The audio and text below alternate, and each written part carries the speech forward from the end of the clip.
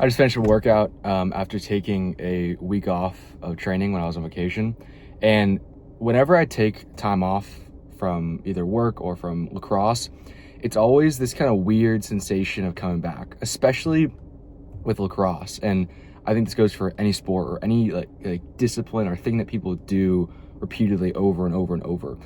Every single day you do, you get this feel in your hands. It's almost like putting on like that comfortable hoodie, and like every single crevice of it and how it feels. At a certain point, whatever tool you use, that kind of becomes that comfort. So like the lacrosse stick, when it sinks into your hands and like you put your shoes on and you get out and you start playing wall ball, you get that feeling, like that comfort feeling. But you almost take it for granted when you play every single day. You play and then you play and you play. But then if you take like a couple of days off, in my case it was like 7 days off, you go and you pick up the stick and it feels so different. And it's not bad. Like it's not good or bad. It's just very, very different. And throughout the workout, you slowly get that feeling back into your hands, into your stick. By the end of it, you feel like you're back to what you were before. And a lot of wall ball for me at this point, it almost feels like consistency. Like there's obviously the aspect, I'm getting better when I do it, right? But especially in season, like I play wall ball before practice, not really to get better, more just to get that consistency, get that feel, because I know I'm gonna have a better practice if I do wall ball before. It's not even about getting better. It's just about getting that feel in my hands, getting used to the ball moving fast. And then when I get out and do stick work on the field, I feel that much better. But I think this is just a good reason to realize like momentum is important. Like taking days off is good, but I think when you're in season, one of the best things you can do is just stack those days and even those Sundays off, like get out and play a little bit of wall ball, just have your stick in your hand, because I do think it makes a difference when you take that 24-hour period off and you don't touch the stick. You lose a little something in that Monday practice. You'll see Monday practices are worse quality than say a Thursday practice or like midweek practices.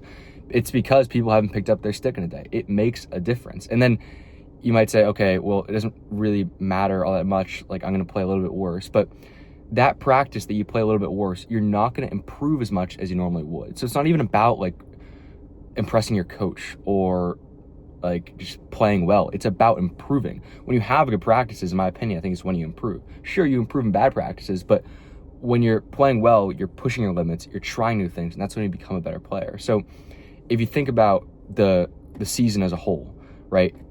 And if you were to value every single Monday practice, you'd probably have, I don't know, maybe 12 Monday practices, maybe 13. Just by putting the stick in your hand on that Sunday, disregarding any improvement you make on that Sunday, just because you have the consistency. When you walk into practice on that Monday, you're going to have a better practice. You're going to play better. You're going to become more confident, and you're going to push your limits more. Now that compounds over time, over 12 practices. Then you have gotten better throughout the season. And if you aren't a starter, you've shown that you're a consistent player. So all this to say that like days off are great. And like I just took a week off and it felt good. But I think consistency in that compounding almost interest of training is so important and super overlooked. Like even taking a day away from the stick can sometimes set you back a little bit, because that next day you're not going to perform as well. And that's not the same for everyone. That's just this personal experience. I understand like the argument that if you take a day off, you're going to be refreshed and you're going to come back the next day better. And I'm not saying that every single day you have to train your heart out. I'm just saying like hold the stick in your hands, just get that feeling in your hands, mess around with it. It doesn't have to be something serious, but this is something that I noticed, especially in season. But then tailing that to the off season, we're going to have another probably 40 Mondays, right, in the off season. So every time you take that Sunday off, that Monday workout probably won't be as efficient. It's going to take you a second to get that feeling back in your hands, to get the stick back in your hands, to get that Christmas back, to get the lacrosse feeling back, to get back fully into it. And I know that sounds small, but again, 40 Mondays, that over time, that really compounds. So yeah, taking time off is great.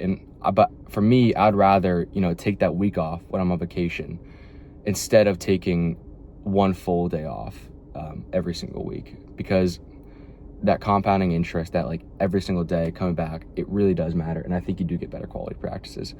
It's kind of a random thought, but that's what it's been on my mind. And almost like an argument to never put the stick down. And I think some people might see that as, again, like I said earlier, like maybe for some people that's not as effective, but I think the cure to burnout is just having fun with the sport, and taking full time away from it isn't always the answer. Like messing around with the stick or just doing wall ball for the day. I think that's the answer rather than completely eliminating any sort of training at all. But those are my thoughts from today's workout, taking time off, and